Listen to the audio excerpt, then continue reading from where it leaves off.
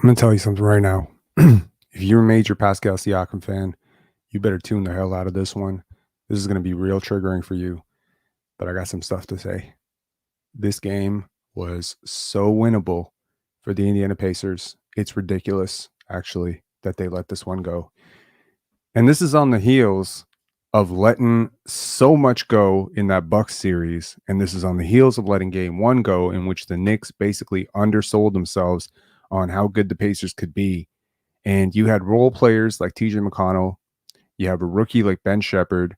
You have a very, very capable guard like Andrew Nembhard. You even can't even blame Tyrese Halliburton right now because he showed up for the first half at least. This is a ticker problem. This is not a basketball problem. I don't blame Rick Carlisle for losing his mind. I will, however, hold him accountable for it. He did not do a good job coaching this game and then throwing a hissy fit and a temper tantrum because the refs screwed up that call on a double, the double dribble on Isaiah Hartenstein, and he couldn't compose himself. He's way, way, way too experienced as a coach at this point to have a meltdown like this. At this stage, your team needed you to be composed because your team could not compose themselves. I think Rick Carlisle coached a horrible game.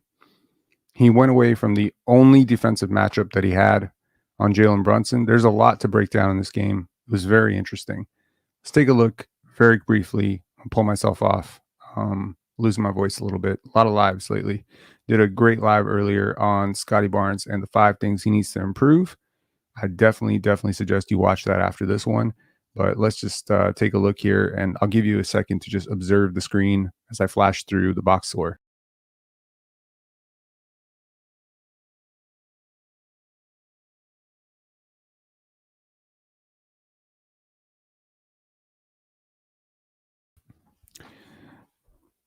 I mean, you get 14 points from Pascal Siakam and 7 for 18 shooting, 14 points, 9 rebounds, 2 assists, 1 block. That's what you're paying $40 million for.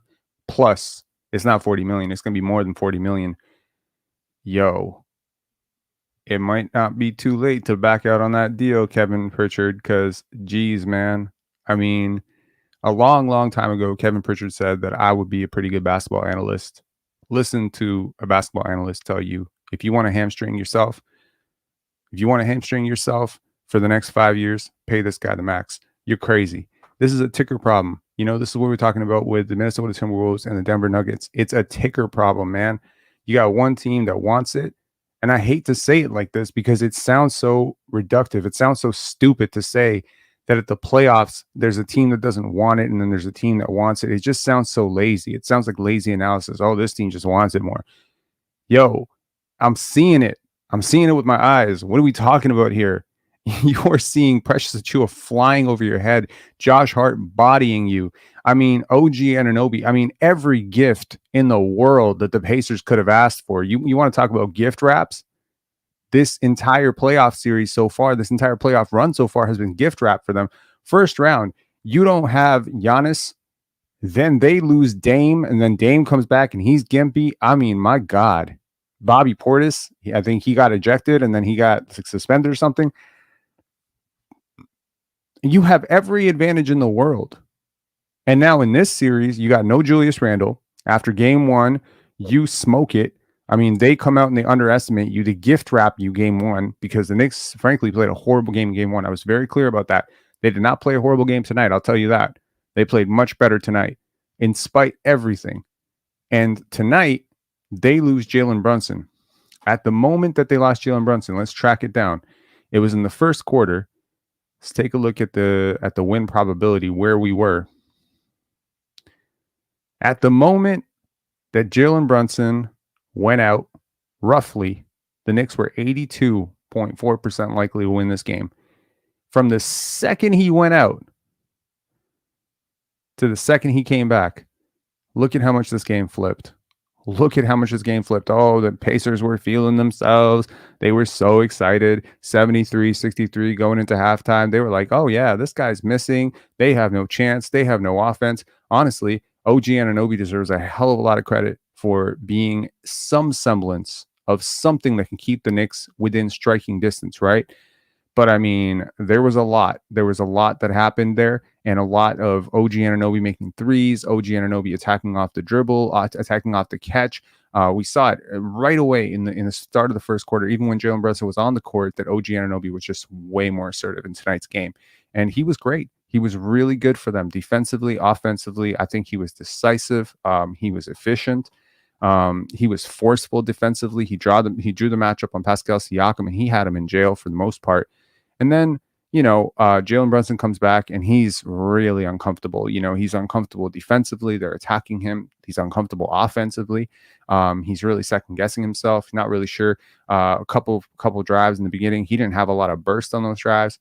And so you're just thinking to yourself, shoot, like the Pacers are going to win this game. Like I was positive at halftime. There's no way they're going to choke this twice. And I am not a Pacer fan. I am not a fan of this Pacer team. I'm not a Knicks fan either, but I'll tell you right now, I picked the Knicks to win this in 4, 5, or 6. And that was the joke. And I said it on X/Twitter. I said there are 4 outcomes there are 4 outcomes in this series. Knicks win in 4, Knicks win in 5, Knicks win in 6, or Knicks win in 7. And it's most likely it's not going to be 6 or 7. Well, Jalen Brunson goes out. And I'm like, oh shit, because this Knicks team, for all their strengths and everything, no Julius Randle. Mitchell Robinson was a shell of himself in game one, and now he's out for 6+ weeks. He's going to be out. They're going to evaluate him in 6+ weeks, so you can just count him out for the playoffs. He's going to be out until the summer. You got to trust Precious Achiuwa and Alec Burks. Bogdanovich is also out. I mean, you are missing 3 very key parts of your rotation, man. Bogdanovich right now probably would be your best bet to generate offense. Probably a better bet to generate offense than OG Anunoby and Josh Hart right now. I'm just being straight up. Like it would have been the Dante DiVincenzo and Bojan Bogdanovic show had Bogdanovich been on, right? Julius Randle is probably their first option if he's healthy. So how much are the Knicks missing right now? And you still can't capitalize? I don't want to hear shit about Ben Mathurin. Oh, they're missing Ben Mathurin. He's a bench guard and not a very efficient one at that. They're getting crazy performances. The Pacers, I mean, God, it's not everybody's fault. I'll tell you that right now. Aaron Nesmith deserves some credit. Defensively, he's been really good.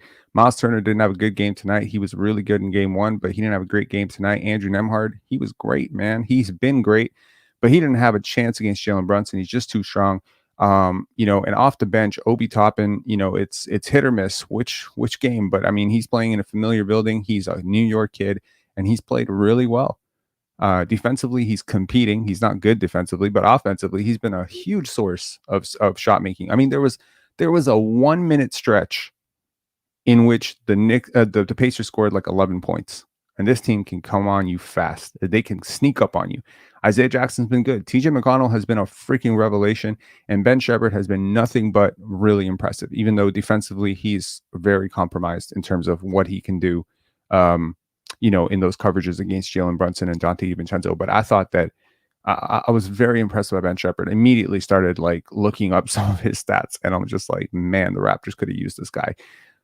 On the Knicks side, it's just grit. It's grit and toughness, man. Josh Hart with another 48 minutes, 15 rebound game, full court attack. He just puts so much pressure on the middle of the floor to make up for the fact that he doesn't dribble very well or pass very well or shoot very well. It's just effort, man. He is like a small Giannis Antetokounmpo. He is like if Giannis Antetokounmpo was 6'5", he'd be Josh Hart, basically.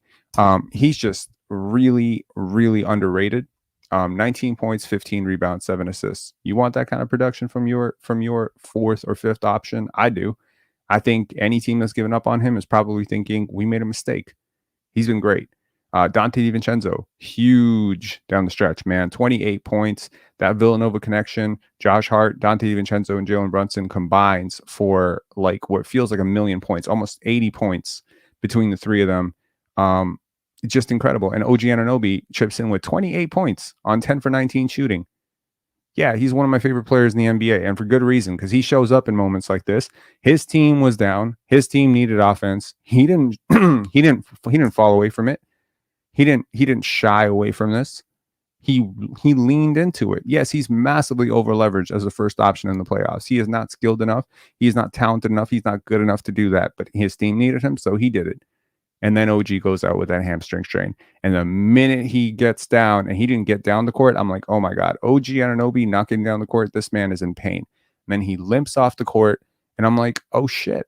Like, they're in trouble because Pascal Siakam is going to sense blood. But I'm like, wait a second, Rob. It's Pascal Siakam. No fucking way in hell he's going to attack this because it's not a regular season game. It's not a preseason game. It's the playoffs. And Pascal Siakam ain't going to show up in the playoffs on the road because his team needs him. Yo, 14 points, 9 rebounds. Bro, you got to be kidding me here. You have a massive, massive advantage. You can make a very, very, very good case going into this year prior to Jalen Brunson's ascent. Would you not agree that Pascal Siakam is the most accomplished player in this entire series? Be honest with yourself. He's fallen off quite a bit right now. The age regression that I've been talking about for years, man, I'm gonna really get back to some of those videos that I posted about him and really ask people how they feel now, because I was hearing a lot of Wilt Chamberlain, oh my God, 36 points against the Giannis-less Bucks that couldn't defend him. Okay, now what do you do against Josh Hart, who is nobody's idea of Jaden McDaniels or OG Anunoby? He's not the greatest defender. It's Josh Hart, bro. He's tough. You're not going to be able to punk him, but you got so many inches on this guy. The fact that you cannot score on Josh Hart is crazy. The fact that you are having trouble and you are being bumped out by Precious Achiuwa. I mean, Precious Achiuwa is a pretty good defender. I'm not going to lie, but I mean, he's not OG Anunoby, man. So when OG Anunoby went out, I was like, okay, they're going to start spamming. And you know what? It's funny. The Pacers, you know your teammates. If they really believed that Pascal was like the guy, they would have fed him. They barely did. He bricks free throws. Unfortunate for him. He goes 0 for 2 from the free throw line. How do you get to the line 2 times, bro? How? You have such a quickness advantage. He took Isaiah Hartenstein off the dribble and didn't get to the line. It's a center. You're basically a wing. You can't get past the center. That's all the craft and all the athleticism and all the handle. You can't pull up jumper. Like, man, talk about coming up real small in the biggest game. One of the biggest. This is the biggest game of your season so far. It's the second round. You have a team that is limping, vulnerable, pounce, killer instinct, want, desire, nothing. Zilch. Now, of course, I'm not complaining. I picked the Knicks to win this game. I picked the Knicks to win this game, even when Jalen Brunson went out, because I'm like, you know what? This is kind of like a pulse thing. But then as the game went on, I was like, oh shit, they're not really going to be able to generate offense. And I refreshed. And at halftime, I flipped myself. I was like, okay, it looks like the Pacers are going to win one.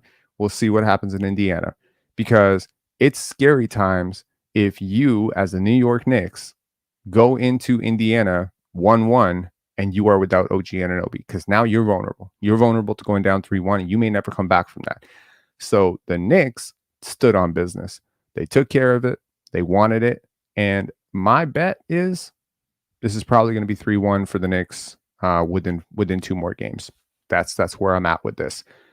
TJ McConnell was, as I said, a revelation. I am very, very surprised that Rick Carlisle did not look at that and say, okay, this Andrew Nembhard Tyrese Halliburton thing's not working. And you know what? A larger conversation needs to be had about what happens when two of your best offensive players are bad defensive players. You have three pretty damn good defenders in that starting lineup if you're the Indiana Pacers. Why is your defense so bad? Rick Carlisle is one of the best defensive coaches in the NBA. Why is your defense so bad? Isaiah Jackson, TJ McConnell, they come off your bench. They're pretty good defenders. Why is your defense so bad?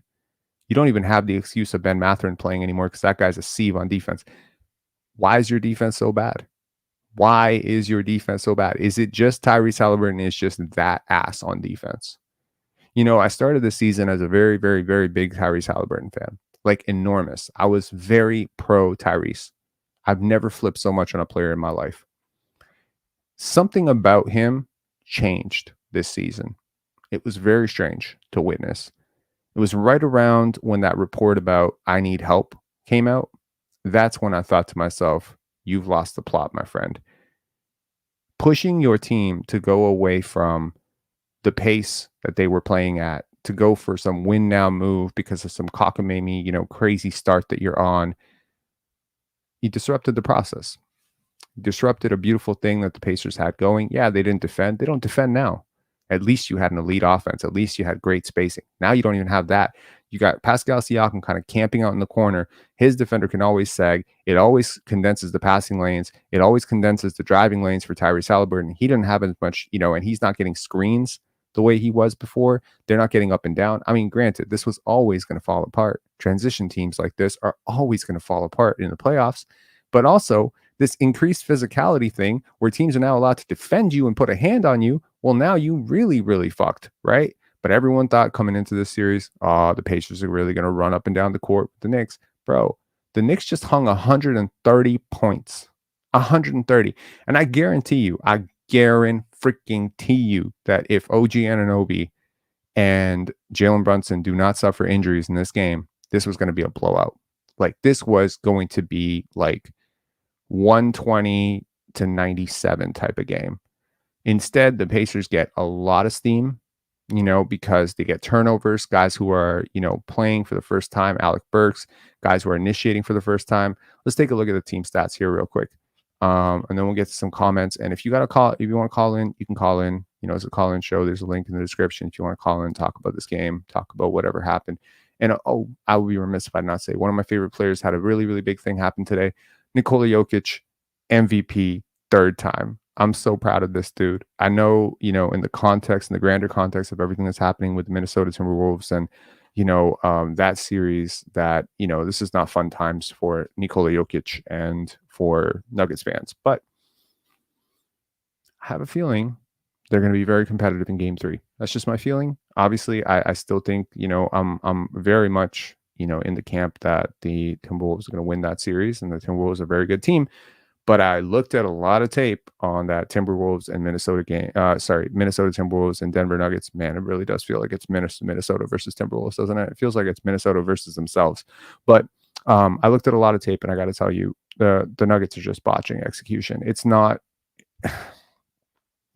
Here's a hot take, and this live is not going to turn into a Minnesota dissection, but I just want to say this: Minnesota is not as good as the Denver Nuggets are making them look. I looked at all the tape. I spent like a good 2.5 hours today breaking down tape for that game. There are so many things that the Nuggets can do to alleviate some of the pressure that Minnesota is putting on them. They are just completely being idiotic. Like, you are seeing Jamal Murray seeing a wide open, cutter and just ignoring him and just deciding to go into three defenders and trying to make a tough shot. Everyone's playing hero ball. I wonder if something happened off the court with that team that is resulting in the way that they are playing, because it's very uncharacteristic. This entire playoff series, they've been really bad. But frankly, they were bad in the Lakers series too. They just won those games. So I would not count them out. But yes, if they come out the way they did in the first two games in Minnesota, they're going to get blown out again. And this series is going to be over in 4. But I have a feeling they'll make Game 3 competitive. That's just my thought. As far as the series that we're currently talking about, which is the Indiana Pacers versus the New York Knicks, tonight, the Pacers actually won the possession battle, which is incredible. And they shot 51% from the field, which is incredible. And they shot 44% from the three-point line, which is incredible. And they fucking lost.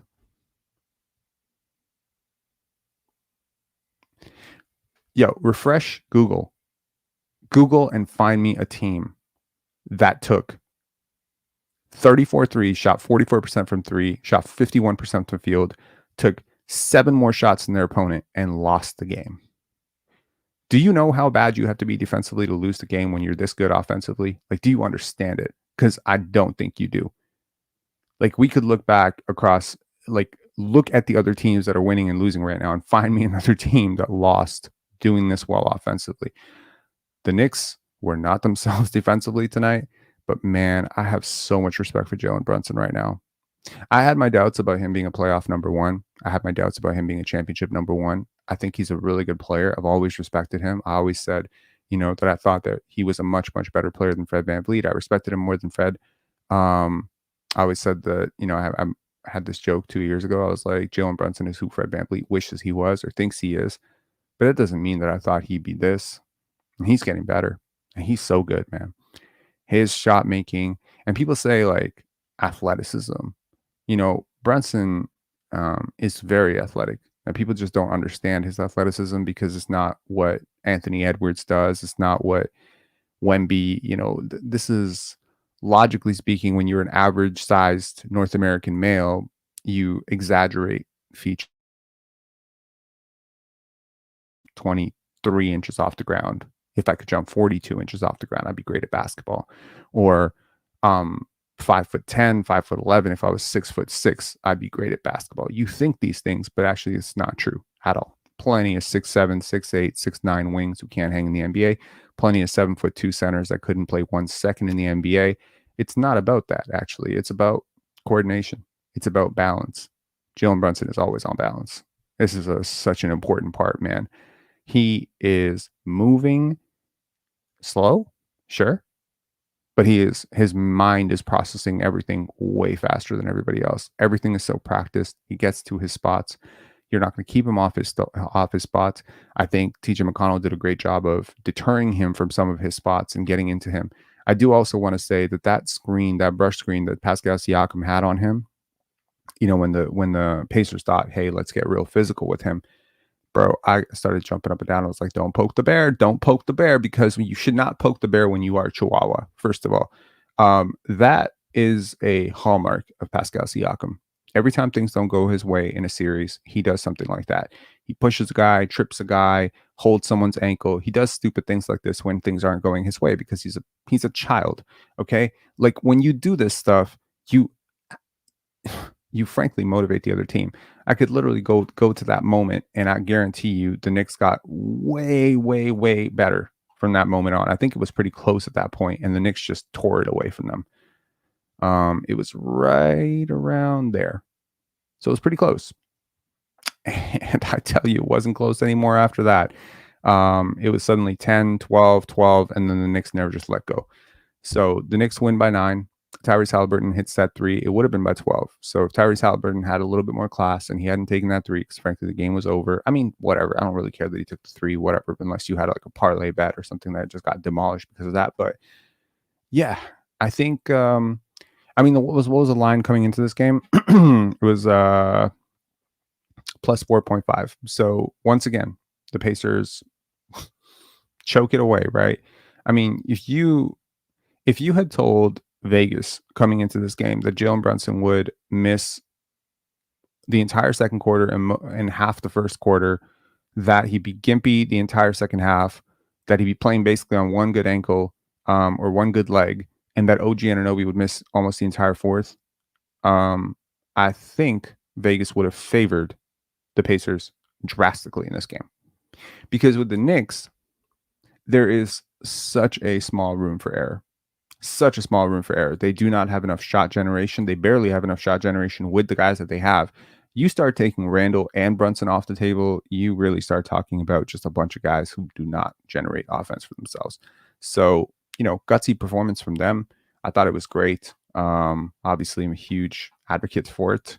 Here we go. Let's just see if I'm always talking to our. Let's see if we can get Rick Carlisle on. Okay, cool. I think I can make this bigger. Yeah, I can. Okay, I'll pull myself off and let's hear from Rick Carlisle.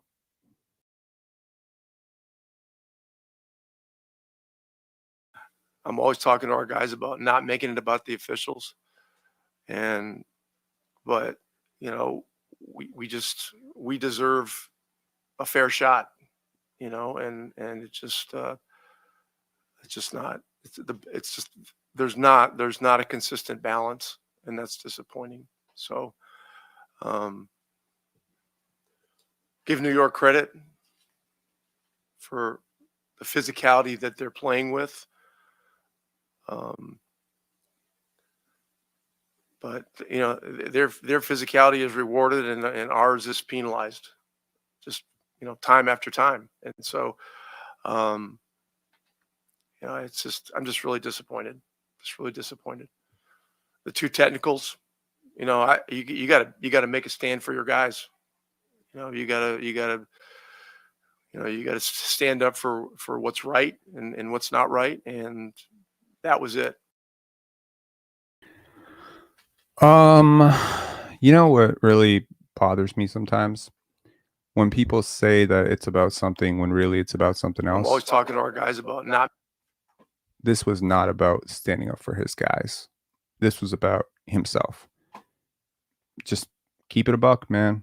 This was not about standing up for your guys at all.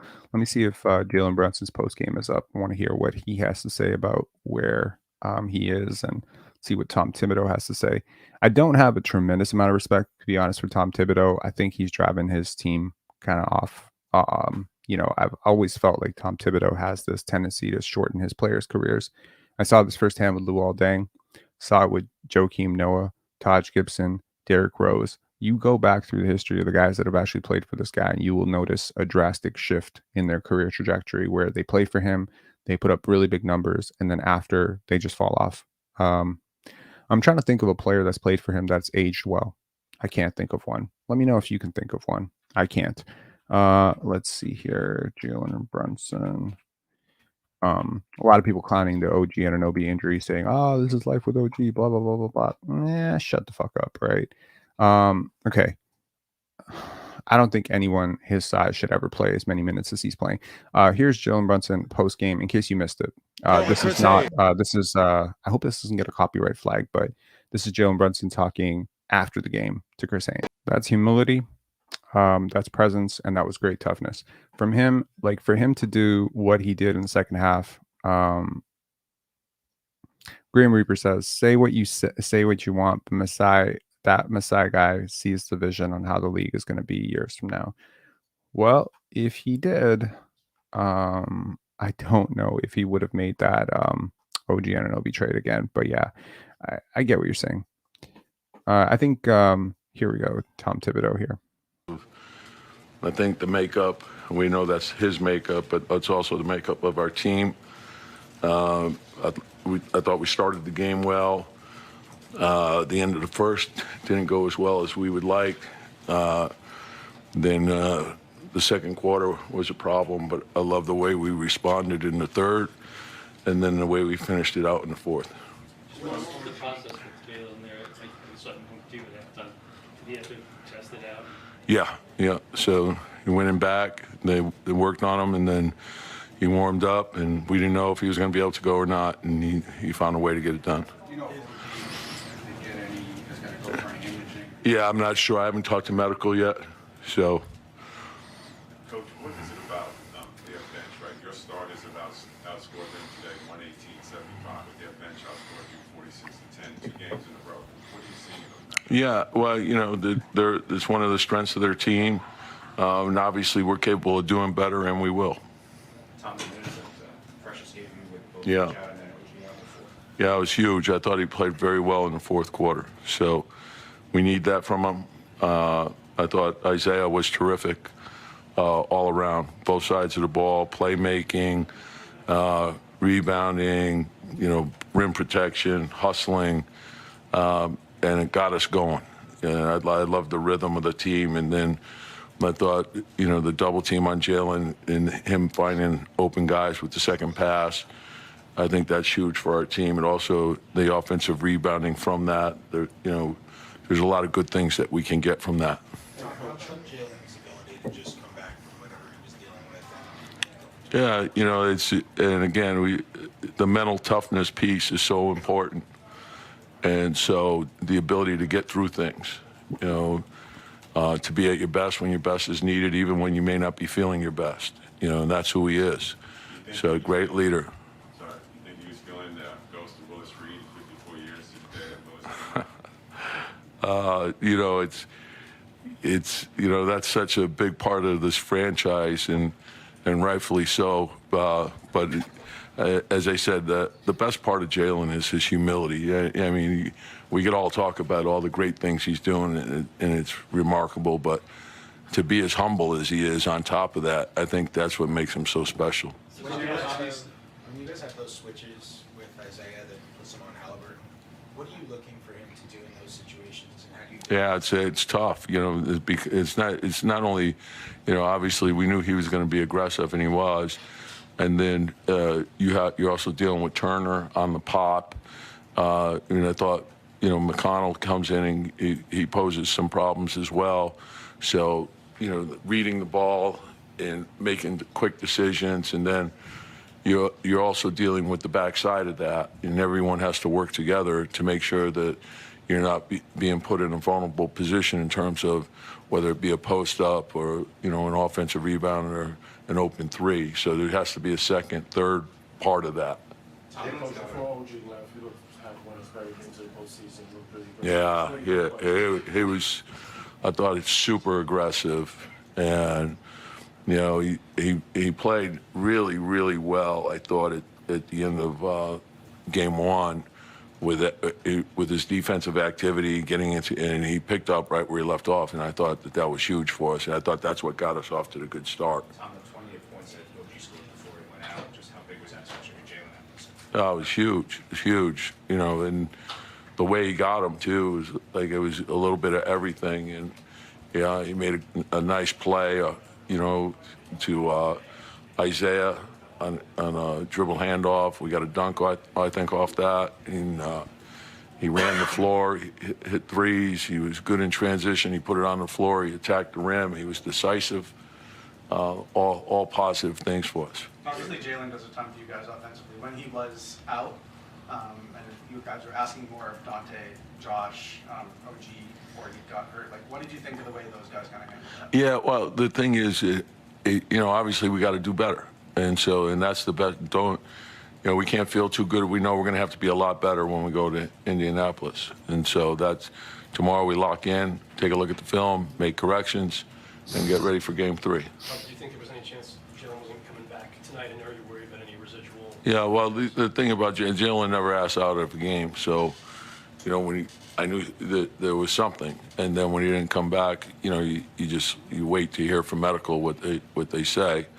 But I know that if he can go, he's going to go. That's who he is. So, they worked on him. He went out there. He warmed up. He said he can go. And so he did. Did he get tested after X-ray? Pardon? I'm not sure what transpired back there. I just know he wasn't there the second quarter. How much of a lift did you feel like the team got from? Pardon? How much of a lift did you feel like the team got from him just being there? Because those first few plays, I'd say the first 6 or 7 plays, he was off the ball quite a bit, but obviously the Pacers were kind of trying to run at him and trying to still, involve a layer of physicality. Other guys were making plays. Josh was kind of making plays in the second layer. What were you saying just of the lift it seemed like with the team? Yeah, he's a great leader, so I think the players all have respect for that when a guy goes out and is willing to give whatever he has. And so that it says a lot about him. And then when you look at what Josh has given us, you have great respect for that. And that it's saying a lot. To me, the actions say a lot more than the words. And so it says that you really care about your team and your teammates. All right. Well, I sincerely agree with that. I'll tell you what I don't agree with. Rue saying the Knicks offense is beautiful to watch and that he wishes we had Tibbs as a coach. I don't. And the Knicks offense is not beautiful to watch, but Jalen Brunson is beautiful to watch, and that is different. Can't feel bad for them. Their fault for not watching the tape. Laugh my ass off. Pacers are stuck paying Siakam $200+ million to disappear every year, and the players talk about being finessed. For sure, man. And I mean, like, there's so many different ways the Pacers could have gone. They had this beautiful boatload of assets. They probably could have waited. Maybe they could have gotten something much, much better this offseason. They rushed. They made a mistake. The Raptors capitalized. I don't think the Raptors got a great haul for Pascal Siakam at all. But maybe this is why.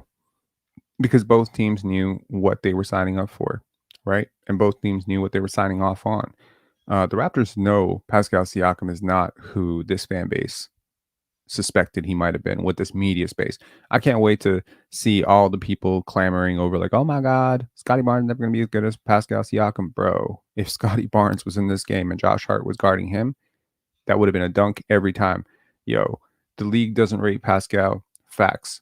Do you know that Draymond Green has a podcast? It's a pretty good podcast. Sometimes he says some really interesting stuff. He's a friend of Pascal's. He's interviewed Pascal several times for his podcast. He went down the list of, players that he really respected on the Pacers, and he was just going through and he's like, this guy, he's tough, he has a good game, whatever. He did not talk about Tyrese Haliburton or Pascal Siakam. He did eventually talk about Tyrese Haliburton in that he has a bright future, but that he has to defend. But he just left Siakam off the table. And that to me says something because he knows him.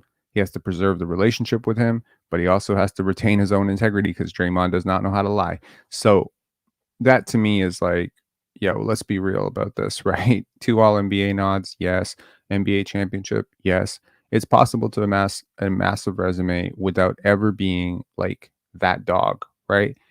And yeah, man, I got to tell you, like, it just comes down to competing, right? Like, it's a physicality. There are certain players where, Kyle Lowry is a great example. Kyle Lowry, Kawhi Leonard, Kobe Bryant, very different players, but those types of players, when things get chippy, things get physical, things get intense, they have a gear that they can dial up to, and it's like intense, and I suspect that is with Scotty as well. When things get chippy, things get a little rough, people start talking trash, there's shoving, there's a fight, there's a cheap foul, something, the game gets tight, it's clutch situation. You start to feel like Scotty's intensity going up. You start to feel his brain calming down, and you start to see him dial up to a new level. And then you're like, okay, now who's going to meet him at that level? And very often it's nobody on the other team can meet him at that level. With Siakam, too often it was like the exact opposite, right? You get to a point where things get chippy, things get tough. Someone shoves somebody, and you're like, he's mentally going to check out for the next 10 minutes. It's just not going to work, right?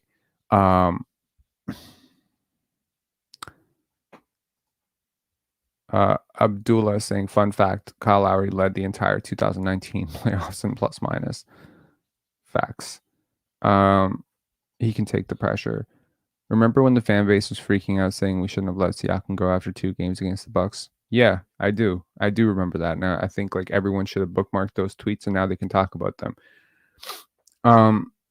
I just think that people are wired differently.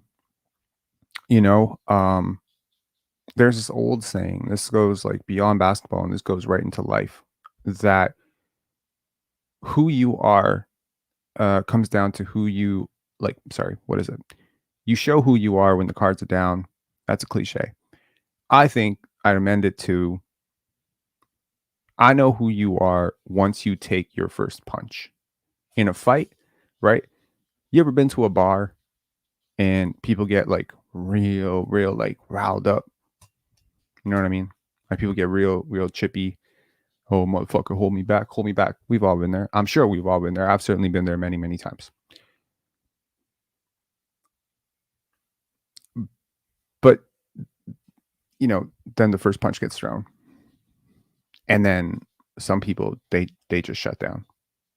They just, brain goes neutral. They go into the fetal position.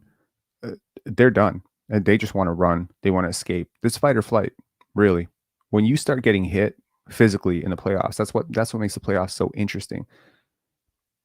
There's like an adrenaline thing. There's a fight or flight thing. There's a dial up, shut up, or go home kind of thing. The increased physicality, I believe, exposes the frauds so often. Joel Embiid is another guy just keeps coming up short in these moments. Why? Because the intensity, man, you feel it. And one guy who keeps coming up really big in these moments, Doncic, Luka, Nikola Jokic, Jalen Brunson, Michael Jordan, Anthony Edwards, man. So there's this like it factor that we always talk about with Michael and Kobe, and LeBron doesn't have it and Jordan had it or whatever. And really all it comes down to is this: does your brain still work once you get punched in the face? You know what I mean? Jason Williams saying Kyrie. Facts. Yes, Kyrie is mega neutral, right? So to me, it's like some people are just really good at front running, man. They're just so good at front running. So when they got all their boys together and the other person's cornered and they're like all puffed up, yeah, everything's good and good, whatever. But flip the table a little bit, they get punched in the face, boom, down, fetal position. This is a fighter thing, right? Like basketball is not a contact sport until you get into the playoffs. Then it starts to feel like a contact sport. And I'm telling you that the neuroscience on this is pretty clear. Your brain reacts differently to getting hit. Some people just don't like getting hit. They don't like the physicality. They don't like getting bumped. They don't like getting bumped off their spots. They don't know what to do. Their brain starts to scramble. And then suddenly all that muscle memory, all that time spent in the gym, all that time hyping themselves up, all the all-star selections, all the all-NBA, the championship ring, it just goes out the window because they're getting hit. They're getting hit and they don't know what to do about it. They're not getting calls. They don't know how to do about it. Shit. If I could honestly, if I could advise any basketball player in the world, if I was a trainer and I had a client who was like a really good basketball player, I think the first thing I would tell them to do is get real clear with your brain, get real comfortable with your mind and learn how to clear it. Get meditative about this, because honestly, basketball is always you versus you. It's always you versus you. The opponent is just a distraction. It is always going to be you versus you. When Pascal Siakam goes home tonight and he looks at the tape, which he won't, but I'm saying if he did, he's going to see 100 opportunities where he could have tried a little bit harder, run a little bit faster, made the read a little bit quicker. There are moments where he has a wide open paint. Isaiah Hartenstein is distracted and he's just passing. Tyrese Halliburton also disappeared pretty heavy in the second half. I've always believed that teams take on the identity of their best player. If your best player is selfish, your team is going to be selfish. We saw that with Pascal and Fred last year. That's what it became. Do you see what happened this year when your best player wasn't selfish? Kumbaya. The whole thing flipped, right? If your best player doesn't give a shit about defense, like Tyrese Halliburton doesn't play defense, it's going to be really hard to hold people accountable for not playing defense. It's a good thing for Tyrese Halliburton that he has guys like Andrew Nemhard and Aaron Nesmith and TJ McConnell, whose entire DNA is defensive.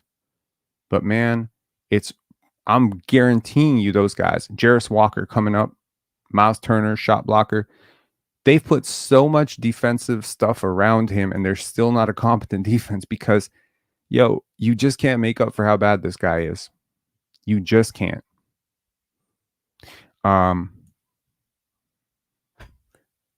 Where does the series go from here? I suspect Indiana will get game 3. Maybe. This is... Maybe they get a wake-up call. That's going to be a real quiet bus ride to the airport, though. I'll tell you that. That's going to be a real quiet bus ride. And again,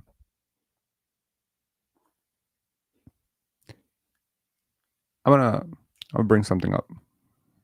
And this is from Gino Ariyama, the coach for the women's side on the UConn Huskies, yeah? He talked about this incredible thing where he said when he goes and studies game tape, he will like take the full frame and he'll zoom in to the bench, right? Zooms into the bench and he looks at his entire team for the entire game. And if you're sleeping on the bench, if you're not engaged on the bench, if you're not like actively rooting on your team, you don't play. You have bad body language, you don't play. You don't celebrate your teammates. You don't help your teammate up when they hit a shot. You don't celebrate their success. You don't play. He said, that is who I want to play. You don't hustle back on defense. You don't play. You don't box out. You don't play. I lost my fucking mind for the first 15 games of the season talking about Siakam's sorry ass screens and his reluctance to box out. And I just had a coach and all his teammates just dodge it. Darko Rajakovic never said his name out loud. He just said, we just need to rebound better. Do you realize that we never heard that again after he left? We never heard, we need to rebound better. When? Because those problems went away when he went away. Bro, like, Pascal Siakam is such a good player. I just want to be clear about that. He is so talented. He is more talented and more skilled, refined than 99 point. He's more capable offensively than 99% of the league. If this guy didn't have a ticker problem, he put up 30 points in this game, no questions asked. He would be relentless attacking the basket. It wouldn't be a question of if, when, whatever. I'm sorry, it just wouldn't be. This is a huge game. Your teammates matter. This game matters, and you need to compete. And I'm sorry, but you know what? I, as a Raptor fan, I'm very, very excited the next year. I don't have to worry about RJ Barrett and Emmanuel Quickley and Scotty Barnes having ticker problems. I don't fucking think any of these guys, I've never questioned that question. I've never had that question with those three guys. Ever. Ever, ever. Yeah, they have holes. None of them are as talented as scoring as Pascal Siakam. Fine, all of that. True that. But I don't ever see those guys just look like they don't care. You know what I mean? Like, you can hone in on the part that suits your narrative and say, well, Pascal Siakam clearly cares because look at all the work he does in the offseason. I get all that. But I'm saying when you get into the game, does he seal? Does he hold his position? Does he box out? Does he put his body on the line? Does he dive for a loose ball? Does he hold a screen? Does he call out plays? Does he do anything that is beyond his responsibility of scoring? Because I'll tell you right now, he's not Kevin Durant. You don't just get to finesse your way. You're not that good. You can't just finesse your way through this. A lot of bad habits, man. And it's interesting because, a lot of what OG Anunoby did today, there was commentators, Reggie Miller and Stan Van Gundy, they were saying, I didn't see this in Toronto. Fuck y'all, man. He did this shit in Toronto towards the tail end of his tenure in Toronto. We were seeing this from him, finishing at the basket, a little bit more of a dribble pull-up game, etc. So, I wonder if Darko Rajakovic is watching these playoffs and smiling like a proud father, watching OG Anunoby take guys off the dribble and doing stuff that he, It's John Hamilton, 6'10" and doesn't box out or rebound. Facts. Why does Siakam even screen for a player? It makes no sense to me. Yeah.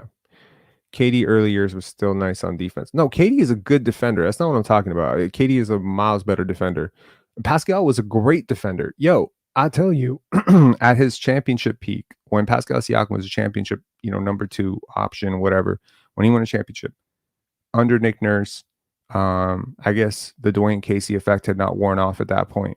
I tell you, there were people with brain cells who were saying he might be the next Scottie Pippen. That was a testament to his elite two-way upside. Elite. He was, in my opinion, Pascal Siakam,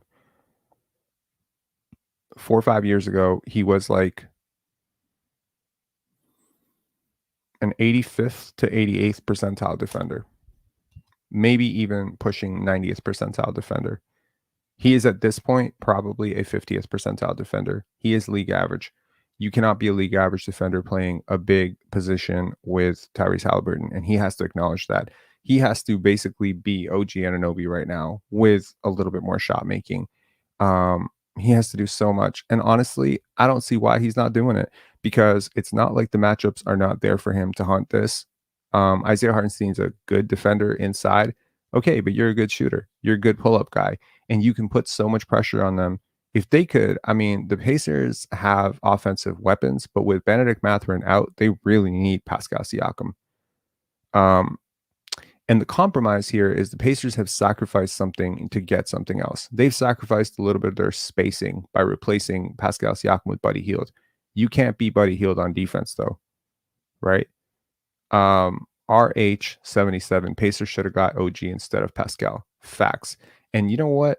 Had OG been on the Pacers right now, I would be picking them to be a lock for the Eastern Conference Finals. That is the gap between those two players. And everyone tried to tell me for 2 years that no, Pascal is a better player than OG. Nobody agrees with that, bro. Nobody in the league. And what you got for the two players, that should tell you. That should tell you everything. Because they're both going to be max guys. They're both expecting to get 35 to 40 plus $million. It's not about the next contract. They're both in their 20s when they were traded. Granted, OG's a little bit younger, but OG has a bigger injury history. And I'll tell you right now, RJ Barrett, Emmanuel Quickley, and a second round pick was pretty much the package you got for one of them. Granted, Precious Achiuwa, Malachi Flynn, whatever. And then the other guy, you got Bruce Brown and 3 first-round picks and Jordan Nwora. So, let's keep it a buck here about how teams felt about these two players. We heard for years that Atlanta's not willing to give up on Jalen Johnson before Jalen Johnson blew up. They're not willing to give up Kobe Buffkin. Okay. But then the Toronto media want to tell you that he's the greatest thing since sliced bread. That's what I never understood. That's why I got so crazy about it, like this entire channel blew up in like the worst way possible because I went on such a slanderous run on Pascal Siakam. Look, addressing it directly, Pascal Siakam, you must be better. For your team to have a chance in this series, you must be better. Let me cool off a little bit and let me stop being Shaq, because Shaq was being a bit of a hater with Jokic today, and I didn't appreciate that. So let me not be a hater. I look back on some of the stuff that I said about Siakam last year, and I'm just like, maybe I went too far. Okay, so let me be objective and try to be an analyst instead of, a fanboy. Pascal Siakam needs to put pressure on them because the minute he does, the Knicks will fold. You want my honest truth? If Pascal Siakam performs to his performs to his capabilities in this series, the Pacers can beat the Knicks in this series. The reason that I do not think that the Pacers will win more than one game in this series is because I do not believe that Pascal Siakam is willing to do that. There's a lot on the line here. It's one thing to chase max contracts and all NBA status and whatever. Right now, you should be chasing a championship, apparently. But you know what?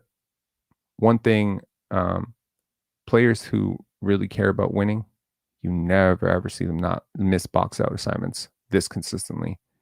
You never see it. You're not going to see it because you want the ball. You don't see guys, just run away from the basketball and become passive like that. Especially when they are so clearly skilled, especially when they have a favorable matchup. Pascal has favorable matchups in this series. So look, Pascal Siakam has to be better. Tyrese Halliburton has to be better. And most importantly, they need to lock in defensively because this Knicks team scoring 130 points on you is fucking embarrassing. This Knicks team, the way they were constructed tonight with Jalen Brunson Gimpy, I'm telling you right now, the Minnesota Timberwolves would have held this team to 70 points. So, wow. Like, you got to be really, really bad. And I'll tell you right now, if this foot thing flares up for Jalen Brunson in game 3 and then somehow, he ends up out for the series, and I really, really hope that's not the case. I mean, for Knicks fans, this would be really sad because that fan base deserves a win right now, given how long, and I think Jalen Brunson is a very easy player to root for me as well. So let me just put it this way. I'm rooting for the Knicks very much. Precious, OG, notwithstanding, like that connection that I have to former Raptor players, etc. But I'm rooting for the Knicks. But I'll tell you right now, if Jalen Brunson misses any time in this series, like 2-3 games or something crazy like that, and OG is out for the series, and Mitchell Robinson is already out for the series, and they have to start relying on Alec Burks and Precious Achiuwa to play 30-plus minutes a night, the Indiana Pacers could become the worst team in NBA history to make a conference finals. That might actually be true. How can they lock in defensively with how much Miles Turner has regressed as a rim deterrent? How bad do you think Miles Turner is defensively? I'm curious. Do you think he's like... Hold on. Let me look at the numbers here for a second. I'm actually curious myself because I haven't looked at this in like a couple of months. I don't think he's their problem at all, man. Miles Turner, in terms of rim frequency, is in the 98th percentile. In terms of rim defense, he's in the 75th percentile. He's no longer a 95th percentile defender. But if I flashed Pascal Siakam stats on that, you should be able to help. In theory, a Miles Turner and Pascal Siakam interior, front court should be beastly defensively, especially when you start tacking in point of attack defense like Aaron Nesmith and Andrew Nemhard. You should have a very competent defense. Okay, here's a question for you to kind of end this live out because we're approaching it on 1 hour. If you replaced Pascal Siakam with Draymond Green, would they be a good defense right now? Answer that question for yourself in your mind. And no Draymond haters, just people who objectively understand how good Draymond Green is defensively. If you put Draymond Green in place of Pascal Siakam right now, would the Pacers be favored to win in this series? Now, understand how bad Draymond Green is offensively. I understand all of that. But just consider how much of a defensive upgrade, rebounding, screening, etc. Boom, boom. And that's the point. Draymond's a $25 million player. You know what? Pascal Siakam, you remove the accolades, you remove the resume. He's a $25 million player. I would be comfortable paying Pascal Siakam on the open market $28 million. That's my max. $28 million for a 30-year-old who does not defend at an elite level, who does not shoot at an elite level, who can create a little bit, who is talented. Fine. $28 million is where I go. That's Draymond Green money. That's Jeremy Grant money. What he wanted was Luka money, Dame money. He sees himself in that conversation because he's surrounding himself with the wrong people that fed his head with all sorts of nonsense. He's not that good. He's not who he was 2-3 years ago.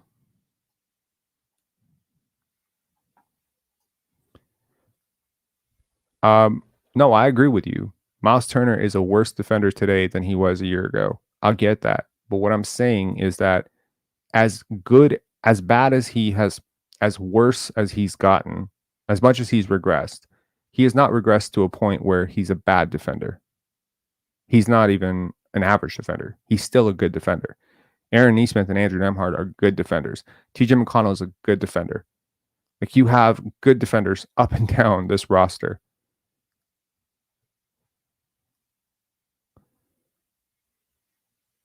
He wants at least Fred money. Crazy, man. Siakam looks like he's lost some burst. We called it here too. Yeah, man. Yeah, I told you. Like, look, basketball is a very simple game, and it comes down to the physics of separation and spots. That's it. It's so fucking simple. If you can get to your spot clean and you can get your shot off clean, you're a good basketball player. If you can't, you can't. I used to play with this guy, Chris, and I remember Chris was so great at getting to his spots because his footwork was so great. So watched him in high school, watched him in college, then he dropped out, family stuff. 10 years later, he played with Chris, and I tell you, he's about 6'4". He could still get to his spots because his footwork was so elite, and because he's 6'4", and most of the guys we were playing with around 6'1", 6'2", there's still nobody bothering his shooting pocket. He was just as effective. But if you put Chris on an NBA court, he would never get that shot off. Not fast enough. It's just an equation. It's a simple equation. You must make up for the difference somewhere. If you're short, you have to be fast. If you are, if you're vertically, limited, you have to be strong. Like, you just have to make up for it some way. There's like a difference and an advantage. Pascal Siakam makes up for all of his mental deficiencies with speed. Everything with speed. Siakam is average strong for a guy at his position. He's average height for someone at his position. He's average skill for, a starter or good starter at his position. What was always the advantage for Siakam was speed, quickness, footwork. But the footwork is only accentuated by the speed. You can't do all those moves that he's doing at half pace and still have the same result. You're never going to get to your spots clean. So Siakam, when you watched him, did you ever see him clean? Like that was the big conversation that we had with Brian about like easy ones, right? If you remember that with Scotty, it was like everything's easy. With Siakam, everything's hard. That's the whole point. You keep making hard shots. At some point, you hit a wall. You can't make them anymore because you're, put it this way, there are certain teams that, like, They need. Okay, actually, the best example is this. If you had to run like a very, very advanced software on like a Pentium 3, right? You might be able to do it. This is probably going to expose my lack of knowledge of computers, but you could take a shitty computer and do an advanced function on it and burn it out. And maybe, just maybe, for about 2 minutes, it'll function pretty well. But if you have to do that same task for an hour, your computer just slows down, slows down, slows down, slows down until it eventually overheats and shuts down, right? Versus you could do it on a really great computer, and maybe the first task is going to take 2 minutes, just like the shitty computer, but then the 85th task is still going to be taking 2 minutes. In fact, it might even get faster because the computer is getting more efficient with that task in repetitive motion. What I'm trying to say is that there is a process through which results are achieved that I think is somewhat understated when we start talking about points per game and rebounds per game and assists per game and all-stars, which is how you got there is way more important to me. Fred VanVleet is an all-star. Yeah, he beat up on some really shit teams. Played a lot of minutes, put up a lot of numbers. He was super inefficient. Really bad teams, depleted, COVID, et cetera, et cetera. He became an all-star. In no world did anyone with half a brain cell consider Fred VanVleet a top 10 point guard at that point. How the fuck do you become an all-star without being a top 10 point guard? But for the rest of his life, people get to say he's a Freddie all-star, right? This is what I'm talking about. With Jalen Brunson, it was always different. It was different. Even when he was in Dallas, it was different. His paint finishing showed you that he had that scalability where his game was like he was that fast computer. You know what I mean? Like he had the physical advantages. Even though he's around the same size as Fred, he's a little bit taller than Fred, a little bit stronger than Fred, a little bit quicker than Fred. There's more to his game in terms of the shiftiness, burst, finishing ability that he could actually become a 3-4 level scorer. Fred couldn't do that. Dennis can't do that. There's all these guys where they're just eking every fucking little, they're threading the needle of their advantages and they're getting through and they're like, oh, look, 20 points. And I'm like, bro, you can't spare 1 inch anywhere. There's nothing to lose in your game. 1 injury, you're toast. With KD, why is KD one of the rare individuals who has come back from an Achilles injury? And look how great he's been. You see who Klay Thompson is after his injuries? He is not the same player. You see who KD is after his injury, which was a much more significant injury? He was almost just as good. Why? Because everything with KD was smooth. He had so much to lose. So even when he lost a little bit, now he just has to work a little bit harder. The advantages Kevin Durant had in terms of size, craft, footwork, release point, they were not advantages you can just lose over time. Look at how Dirk Nowitzki aged. There's so many advantages to lose that even when you start to lose a little bit of speed, you just adjust with a little bit more strength. Same thing with Tim Duncan. With Pascal Siakam, he's going to have a complete metamorphosis in his game. I'm going to do this channel for a very long time. I expect that this channel will be live and running in 2030, maybe 2032, maybe 2034. Maybe I'll be doing this channel when I have a family and kids. And I'm sure at that point, if I'm alive, you can tell me how these Pascal Siakam, takes from 2022, 2023, and 2024 aged. And we can look back on them and see how they aged. But I'll tell you right now, the team that pays him $40+ million a year is going to live to regret it. And I'm really just happy that's not going to be the Toronto Raptors. All right.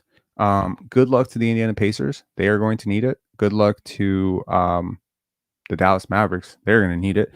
I have a streaking suspicion that Dallas is going to come and hit real hard tomorrow. If Luka can get his, balance and his defense and, his shot making right, because he does not look right now. And if Luka's not right, Dallas is going to get wiped. But I'm very curious to see how these series go, and not a soul will be talking about Siakam in 2032. Probably not. Good luck to defending champs. Yes, sir. I agree. So that will be Friday. So we're currently on Thursday. So we'll see Dallas versus OKC game 2 today, and then we will see game 3 Denver versus Minnesota on Friday. I'm really looking forward to that one. Again, congratulations to Nikola Jokic winning MVP. Very well deserved, I believe. I could make a case for Shea. I could make a case for Luka. I could even make a very soft case for Jalen Brunson. Probably not as good a case because of the defense, but hey, Jalen tries. Defensively, he tries. He actually does remind me a lot of a very advanced Kyle Lowry. If Kyle Lowry had ever like completely figured out 3-level scoring stuff, like he would have been that.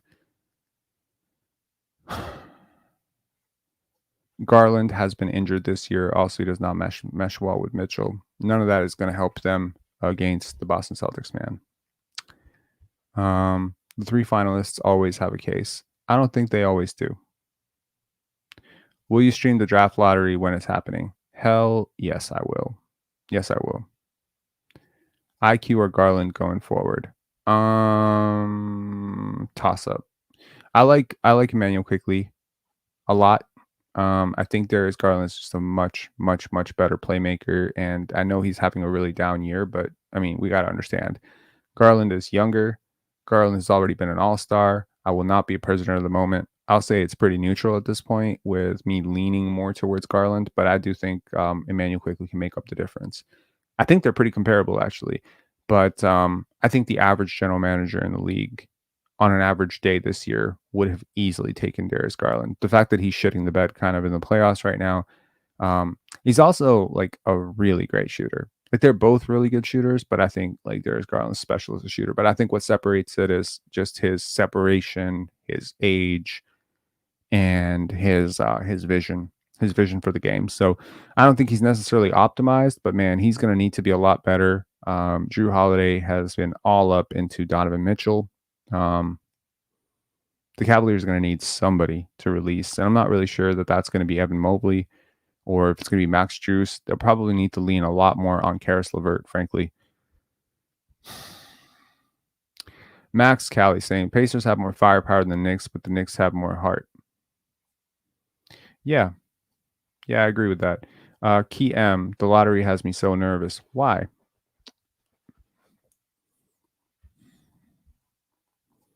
Garland, but it's close. Yeah, it is close. And that's saying a lot, man. That's a I think Darius Garland is 22 years old, right? Like he's a 22-year-old former All-Star. Like 45% chance we keep the pick, 55% chance we lose it. Interesting. I actually went back today and I was like very curious about the pre-draft analysis on Grady Dick and Cam Whitmore and all those guys from last year, because I'm always curious to see like how wrong we are a few years later, or even a year later. It's very interesting.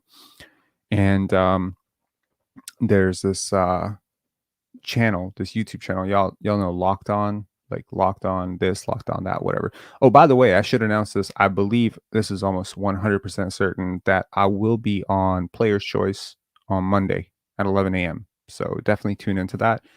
As we get closer to that date, I'll give you more reminders, but I'll be on Player's Choice again. So that'll be kind of cool. Having a good conversation with those people. Hopefully I do a little bit better this time. I got trashed last time with my Malik Monk take. Maybe I'll just keep Cade Cunningham's name out of my mouth this time. But yeah. So that'll be cool. But yes, it'll be very interesting to see how that works out. What's the situation with the pick? We do want this draft or give up next year's?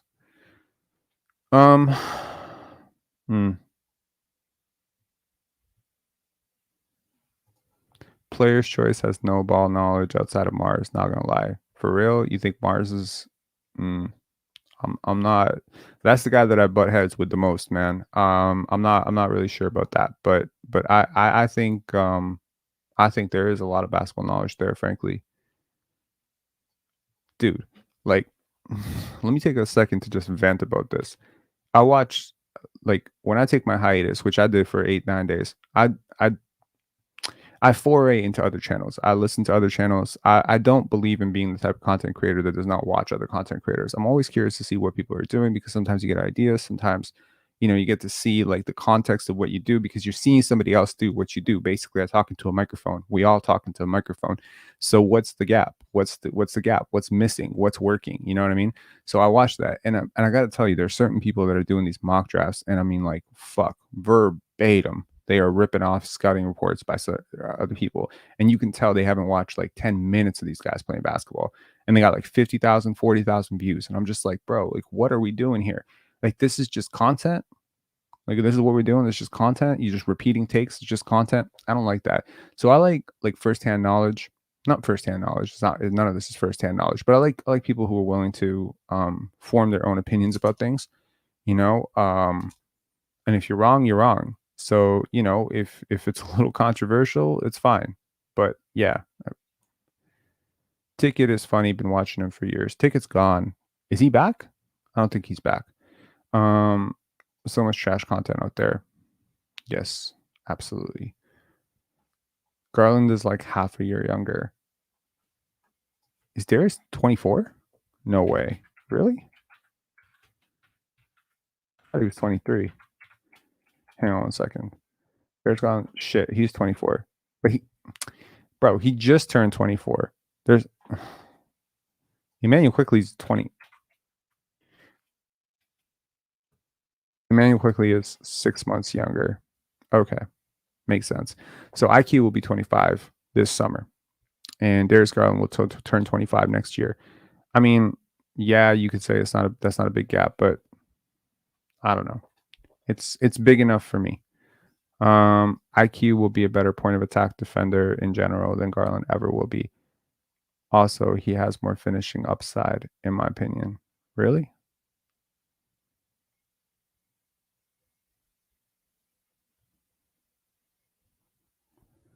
Draft Twitter / YouTube used to trash people with unique takes. Rob, Thunder versus Wolves, who takes it? As in, like, who takes the series? Wolves. But I have a streaking suspicion that Game 3 will be a bit of a renaissance or a resurgence for Denver. I think they're just going to punch. Look, man, I don't care what anybody says. I really don't. Nikola Jokic is the best player in this series. Like, and it's not close. You're not going to tell me that Anthony Edwards is a better player than Nikola Jokic. You'd be absolutely insane. Okay? So I understand that Vegas has pretty much sold on the Nuggets. I understand that basketball analysts out there are ready to crown Anthony Edwards is the best player in the world, and I'm very much enjoying watching him play basketball. I think he's been great.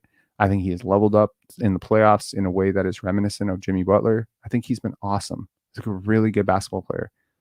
He's still 22 years old. He's not Nikola Jokic. Just shut the fuck up about this. There's a lot that Denver can do to clean up their performance in the first 2 games. This is not a team that is unfamiliar with being down. This is a team that sort of sleeps on their competition a little bit. There's always been a criticism of theirs. They work into things. They're lazy, but they're talented, you know, and you just don't sleep on talent. When talent gets pushed, when talent gets humiliated this way, you know, I think maybe the biggest mistake, and this is a little bit counterintuitive because maybe the reason we're talking about what this series so much and what's happening with the Nuggets is because of how brutal it's been, because of how humiliating it's been, right? But the same thing I said about the Indiana Pacers being soft. I don't think Jamal Murray and Nikola Jokic and Aaron Gordon are soft. I really don't. I definitely don't think Nikola Jokic are soft.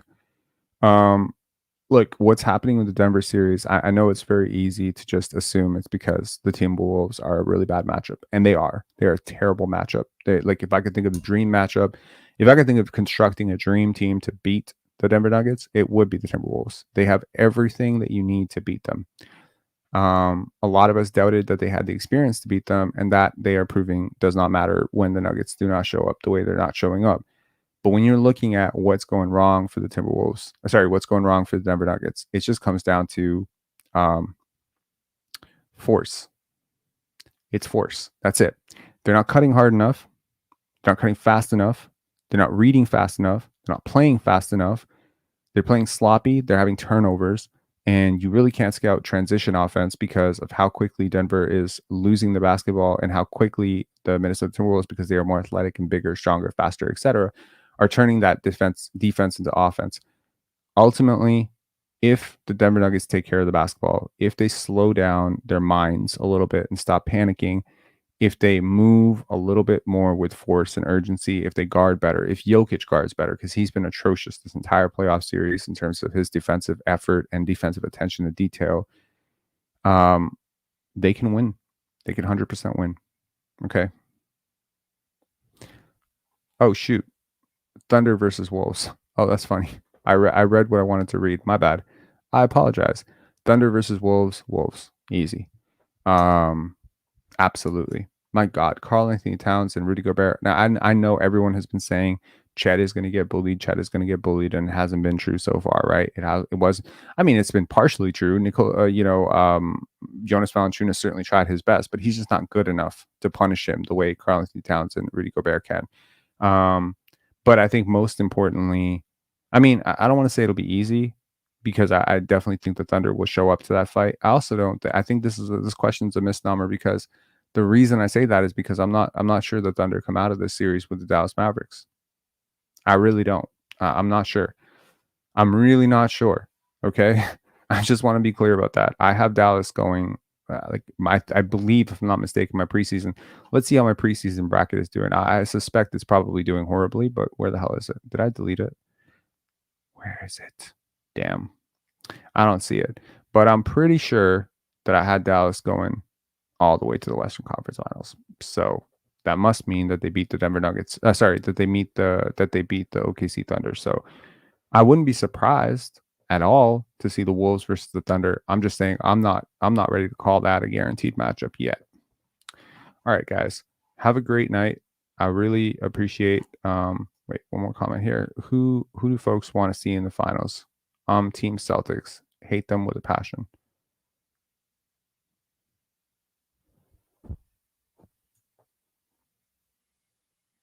I don't understand that.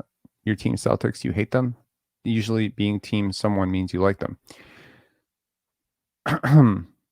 The biggest issue is Denver's defense. Ant has been able to put them in rotation every time. They do not have an answer for him like the Wolves do with Jokic. Who do folks want to win in the finals? I'm team Celtics. Hate them with a passion. Who do folks least want to see win in the finals? My bad. As in, I'm team Celtics. As in, I least want to see them in the finals. Gotcha. Well, I mean, that is definitely going against the grain and also going against reality. The Celtics are going to the finals, friend.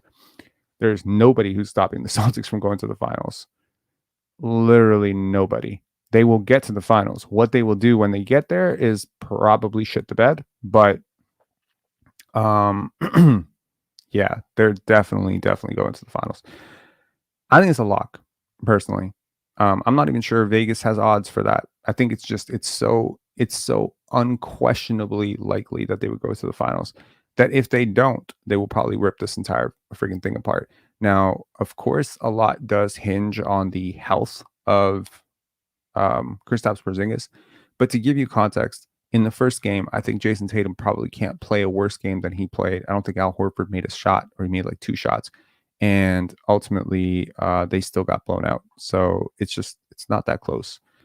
Lil John, I was just ending the live, so I will give this exactly 5 minutes. I'm sorry. You always come on a little bit late, but yeah. What's up, man? Sorry about that. No worries. I had to come in and speak about that OG performance. Oh yeah. Mm-hmm. Yeah, he's, like I said before 2 days ago about Siakam. OG's straight up a better basketball player. He is. All around? Hell yes, he is. Offensively, no, he's not. In the playoffs, I'd rather have him. Just straight up. I agree. Literally the inflection is Siakam over OG in the regular season, OG over Siakam. Like, it actually completely switches. The tables turn. Like, that's really the difference between the playoffs. Just every point matters, and just the extra 3-point shooting. Like, Siakam's just missing above the break wide open threes. I would rather have OG in the regular season as well. The reason I say that is partially because Yeah, That's fine. I just the wouldn't. scoring night to night. It's the portability. Like with OG, it's always the portability. The reason that he was so desired as an asset was because he's plug and play. You know, if I told you right now, watching OG play with the Knicks, that he'd only been playing with them since January, would you believe me? No, Yeah, I wouldn't believe you. exactly. He looks like he's been playing there for years, The and portability is that's insane. Yeah. and that's exactly the point, right? So I think that a player like OG Anunoby, he brings that value to every lineup he's a part of, which means that he scales up and he scales down super well. If OG is your fourth option, you're a very good team. And also he's also very effective in that role. Tonight, he became their first option for an entire quarter, and he held water. He did okay. Hey, he So did. And Reggie Miller just being completely gobsmacked that he's scoring has he ever watched a Raptors game in the past 5 years? probably not. It's insane. Yeah. I mean, but in he wasn't even fairness, I doing mean, anything crazy. He was hitting open threes, running the floor. Like it's not like he was in step back fadeaways. he He did have one it nice was pick and definitely a roll. lot more coordinated than what he was in the first game, in fairness. So if he's only watched like 6 OG Anunoby games, chances are he hasn't seen a single 20-point game one. So Fair. people tend to react to like scoring explosions. Like when some guy scores like 6-8 points in a minute or 2 minute, 3 minute stretch, Yeah, I or don't back blame to him, back but to back, or I don't especially when blame him. somebody starts taking like a really high load on offense and they're not used to that player. It would be like, for instance, if damn, who's a good example? Like if like for the Raptors, if Bruce Brown scored like 28 points in a game, like I think a lot of people would be like, I didn't know he had that. But it's like, of course he has that. He's an NBA player. He probably scored like 35 points per game in high school. Like he has it, you know? Yeah. He can have 2 games a season where he scores 25 plus. That's a lot. It's possible. I will say lastly, Siakam contract. Like there's people on Twitter who are like, "Hey man, we could have just maxed him and then traded him after." Like this game right here today was why you don't max him, because if you max him Mhm. and like you literally might not be able to trade him. Literally, like I agree with that. the guy can't hit a three, and all of a sudden he can't hit free throws. You know what I consider that? I consider that Tobias Harris wisdom. Well, he has a lot more pedigree than Tobias, but he would be like the best version of the Tobias contract. Well, that's the whole point, right? Like Tobias Harris, like there was this theory that I guess they had that, oh, well, you know, because again, like when you have a star, like when you have a superstar, like a Joel Embiid or a Nikola Jokic, you tend to overpay their co-stars. I've always found that to be the case. You know, you overpay the co-stars because the stars are underpaid. That's just how it works. It just always works that way. It's almost like, you know, like a LeBron James is worth, in his peak, he was probably worth, like in terms of real value. Like if I could deduce win shares down to a dollar amount, right? And I could scale every single, you know, win down to a certain amount of money. So like, let's say we could redisperse all the wins in the NBA per win shares and then give the money back according to how many wins you actually earned. Well, someone like Dante DiVincenzo, I think he has like probably 7 win shares and he makes $11 million. So he would get like a massive pay hike, right? Mm-hmm. But a guy like Nikola Jokic would also get a massive pay hike, and that's what people don't realize. So his pay hike basically just goes to Jamal Murray and Michael Porter Jr. And for the case of Joel Embiid, his pay hike, you know, which if Joel Embiid plays a healthy season, he's worth $100 million if he's healthy. If he plays half a season, he's worth $50 million. He doesn't make $50 million. So my point is, you know, some of his money is going to go to Tobias Harris in order to preserve that. And so, you know, it's different when it's your second guy. See, if like the equation changes very much if, for instance, let's say change one variable. Let's say Scotty emerged in year 2 as like as much as LeBron had. I know that's not likely, but let's just say he had. Let's say in year 2, he becomes like de facto the guy, just like Anthony Edwards kind of just took over and he became the guy. And let's say, you know, Scotty is like, I don't know, 22 points, 23 points. And then he comes into year 3 and he's like 27 points. And now you're looking at Pascal Siakam and OG Anunoby as his co-stars. you have to max them. Now you must max them. Yeah, if you're like the 3 seed. Exactly. Yeah. And Yeah, even with yeah, Fred, that like makes sense. you have to keep Yeah. Fred as well, because now you have a real shot at something. But when those guys want to be your main guys, now you're fucked. Oh my god. Because Oh my now god. you're paying a $25 million guy to be a $40+ million guy. And in the case of Fred, OG, and Pascal, all of them are $25 to $30 million guys. Rob, we should be sitting on like 2 of Scotty, the Thompson twins, Wembanyama, Chet, LaMelo, Anthony Edwards. We should be sitting on 2 or 3 of these guys. But, you know, we got gaslighted into believing Van Vliet and Siakam were I don't the see how next you two would have up. gotten. I don't see how the hell you would have gotten Anthony Edwards. He was drafted in 2020, bro. Well, there was people who I don't remember. I don't think you remember. In 2019 summer, people thought like, "Hey, man, the Raptors should just tank from here." I know that next year was probably the right thing to do. You next year, cannot. No, that's ridiculous. You cannot tank. First of all, that team that didn't tank won more games than the team that won the championship. But there's GMs who would have tanked that year. Sam Presti would have been like, You know don't what, shut tank. it down. No, you don't tank after you win a championship. That's No, no. ridiculous. I'm sorry. No. I don't. I'm not saying it's the right thing to do, but I think Fuck it's, that. There's no one in the world that would have tanked that year, bro. You have Kyle all right, Lowry, what Marc happened? Gasol, We lost in the OG second Anunoby. round. Congratulations. You got a game 7 in the second round against a prohibitive title Against a contender. team that was way better than us, but fine. I'm fine. Yeah, there was a lot of things that went into that, bro. You carried know. Pascal Siakam's bubble meltdown and you got to a game 7. Does that not give you evidence that had Siakam not had a meltdown in that game, like you probably win that series? You might go to the finals that year. You would have tanked? Nobody would have tanked. So you're not seeing what? You would have tanked the 2020 summer, like if there was actually we pretty much did tank in 2020. Like how do you think we got Scotty Barnes?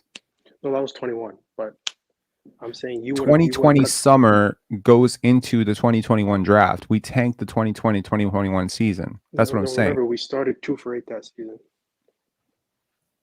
Well, we didn't tank. It was kind of a situation. Bro, we signed Aaron Baines and Stanley Johnson to replace Kawhi Leonard. I'm pretty sure we were tanking. Anyways, I'm not saying we tanked, but like, look, man, there's an acceptable way to do this. You don't lose championship equity. You have to understand the business side of this. There's billions of dollars at stake. It's not NBA 2K. It's not Fantasy League. You cannot win a championship, take all that value, and then shove it down. You know, you can't just lose it all. Like, I understand Kawhi Leonard leaving was unprecedented. Losing your champion. This is not like Michael Jordan retiring from the Bulls and then immediately going into the Elton Brand sweepstakes. This is a completely different situation. The Raptors had a really reasonable. There was a reason to believe that Pascal Siakam could be better than he became. There was a very reasonable, expectation that OG Anunoby would become better than he became, and there was a reason to believe that Norman Powell could become better than he became. All those guys, there was expectations put on them that they could be better, and they didn't hit it. And then they slowly traded them all away. And now they've rebuilt around Scotty, and they're rebuilding around Scotty, and I'm perfectly fine with it. But I'm saying the idea of tanking in 2020 is ridiculous. And also, hindsight is 2020, dude. That Anthony Edwards draft was considered very weak. Very weak. Yeah, fair. So nobody in their right mind is destroying a championship core to tank for a weak draft. That would be like right now if the Boston Celtics, like, let's just say, I don't know, the Boston Celtics they win the finals, and then Jason Tatum tears his Achilles, touch wood, doesn't happen, and then they tank next year. You think that would happen? Nah. No, I don't think that was happening. I didn't mean to say that was what I would do. I'm just saying I think that would have been on the drawing board, like just maybe. It's not worth exploring because I don't think it was on anyone's drawing board, and it's just you're using hindsight as 2020 because it's like, I mean, like, yeah, sure, hindsight is 2020, and I just don't think, given the information we had at the time, that there's any reason to believe that Pascal Siakam would have not become a better player. And if he becomes a 6.5 to 7 box plus minus kind of guy and a top 10 player, we're not having this conversation because the Raptors remain contenders, or at least perennial playoff team with dollars and dollars coming in for MLSE with championship cachet. I mean, the Raptors with Fred, Pascal, Nick Nurse, like this team shit the bed so hard. I understand COVID had a lot to do with it, but had they played their cards right, this team could have coasted on that championship for 8 years. 8 years. They could have coasted on the success of that championship. They didn't. Anyways, Are you hosting a live on? yes. All right, I'll be calling in that day. All right, cool, man. I'll talk to you later. Okay. Peace. We have one more caller, Paul Allen. What's up, Paul? Hey, how you doing, buddy? Paul Allen. How you doing? I'm good. How are you? I'm doing fine, thank you. What do you got against Indiana? Are you from Indiana? I mean, does it matter? Sure, it does. Are you an Indiana Pacers fan? I want to know. Yeah. Okay. So what? I'm sorry. What's your team? What's your team? What's my team? Yeah. The Raptors. The Raptors. Toronto. Mm-hmm. Okay. That team sucks.